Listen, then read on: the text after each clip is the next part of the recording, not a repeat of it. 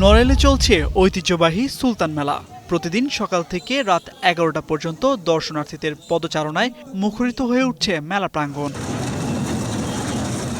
মেলায় শিশুদের জন্য রয়েছে নাগরদোলা, ট্রেন সহ বেশ কয়েকটি রাইড। সন্ধ্যার পর থেকে বেশি জমজমাট হয়ে ওঠে ভিক্টোরিয়া কলেজ পাড়া। বিভিন্ন সাংস্কৃতিক সংগঠনের পক্ষ থেকে সুলতান মঞ্চে পরিবেশিত হয় মনোজ্ঞ সাংস্কৃতিক অনুষ্ঠান।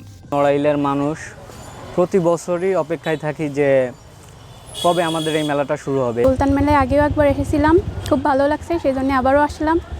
এখানের এই যে স্টলগুলো, ড্রেসেস আছে, জুয়েলারিস আছে, দেখছি একটু পরে নিব। সুলতান মেলার মেন আকর্ষণ হচ্ছে নাগরদোলা চড়তে অনেক ভালো লাগে। মেলায় অনেক জিনিসপত্র ন্যূনতম কম দামেই বিক্রি হয়। জামা কাপড়, কসমেটিক জিনিসপত্র বলেন কি হাঁড়ি পাতিল, এগুলো।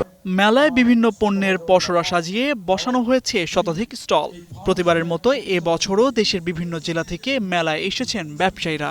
সবার থেকে শুনছি এটা বড় মেলা হিসাবে আসছি, আর এখনো বেচা কিনা তেমন ভাবে লাগে নাই।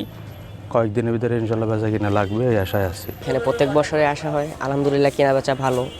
এবার একটু দেরি করে আসছি তো, তাই মাল কমপ্লিট হলে আশা করি এবারও কেনা বেচা ভালো হবে। বেচা কিনা এখন মোটামুটি সারা পাওয়া যাচ্ছে, কাস্টমারের খুব মোটামুটি হচ্ছে। আগামী সামনে আরো ভালো কিছু আশা করতেছি। চিত্রশিল্পী সুলতানের জন্মবার্ষিকী উপলক্ষে প্রতি বছর এই মেলার আয়োজন করে SM সুলতান ফাউন্ডেশন। জাতীয়ভাবে এই মেলার স্বীকৃতি দেওয়ার দাবিও জানান আয়োজকরা। এটা জাতীয় মেলায় রূপ দিতে হবে।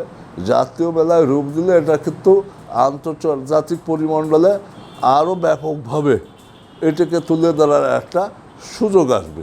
গত সোমবার থেকে শুরু হওয়া এই মেলা চলবে 30 এপ্রিল পর্যন্ত। প্রতি বছরই দেশের একজন শিল্পীকে স্বর্ণপদক দিয়ে পুরস্কৃত করে মেলা শেষ হয়।